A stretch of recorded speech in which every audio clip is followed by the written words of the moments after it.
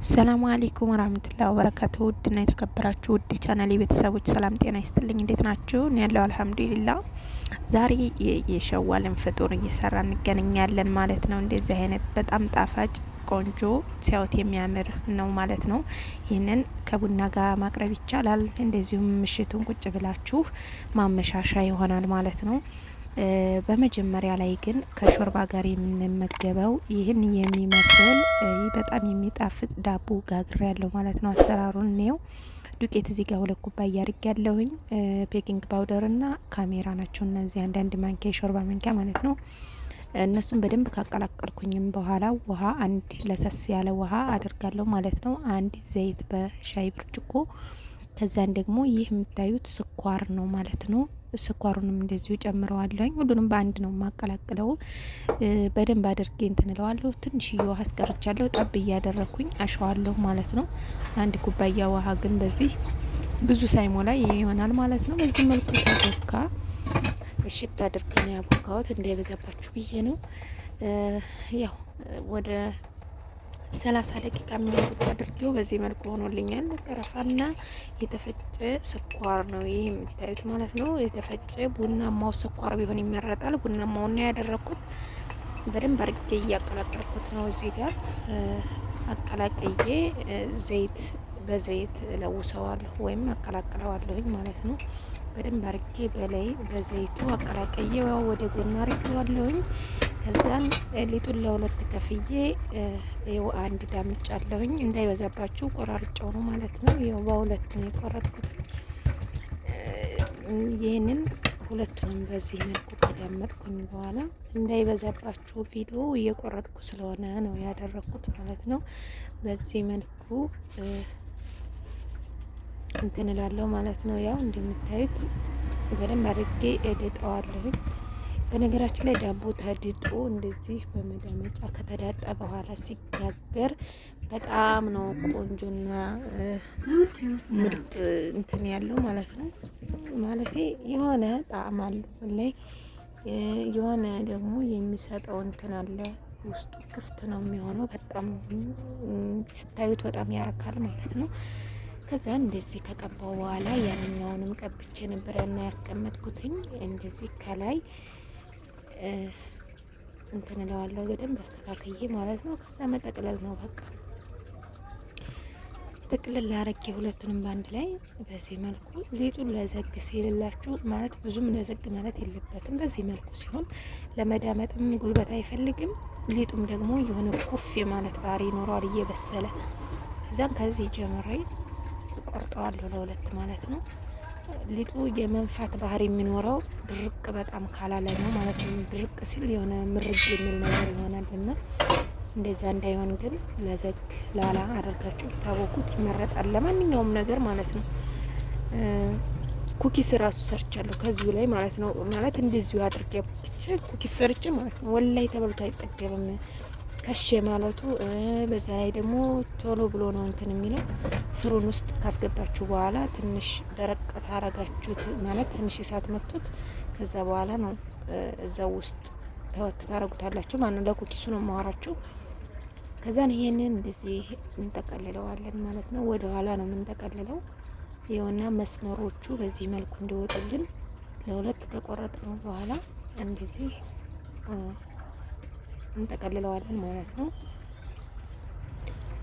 በቃ በዚህ መልኩ ይጠቀለልና እዚህ ጋር እንትን እንለዋለን ማለት ነው።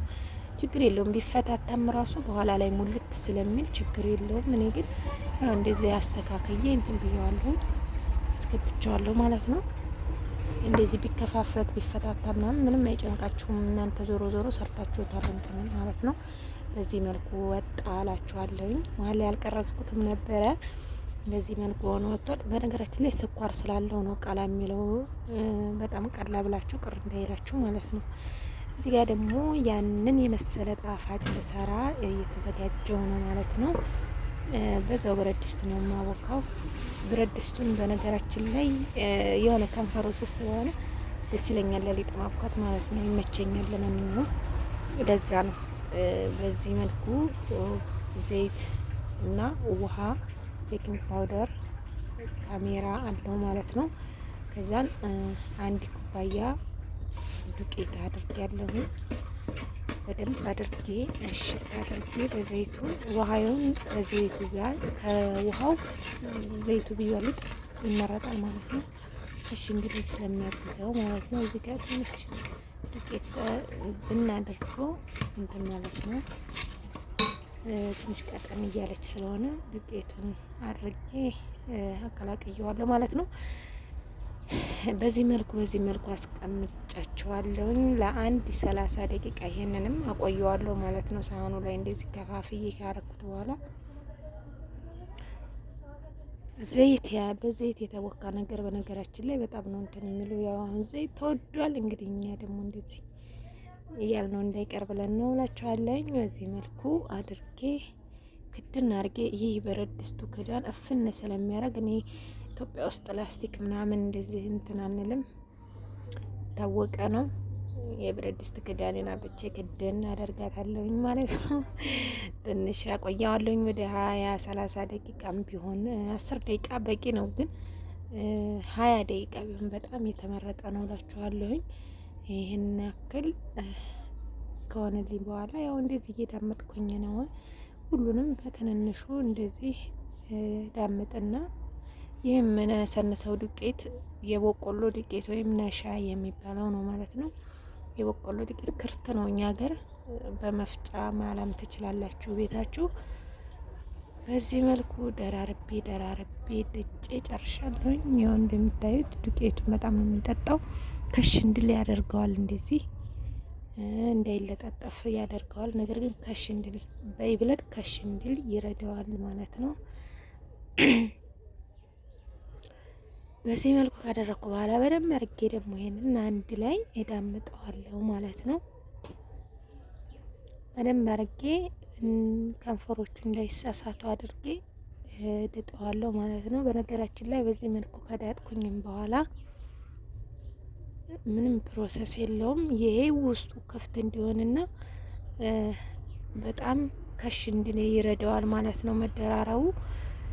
ይህ የምነሰንሰው ደግሞ ቀረፋ ነው ማለት ነው።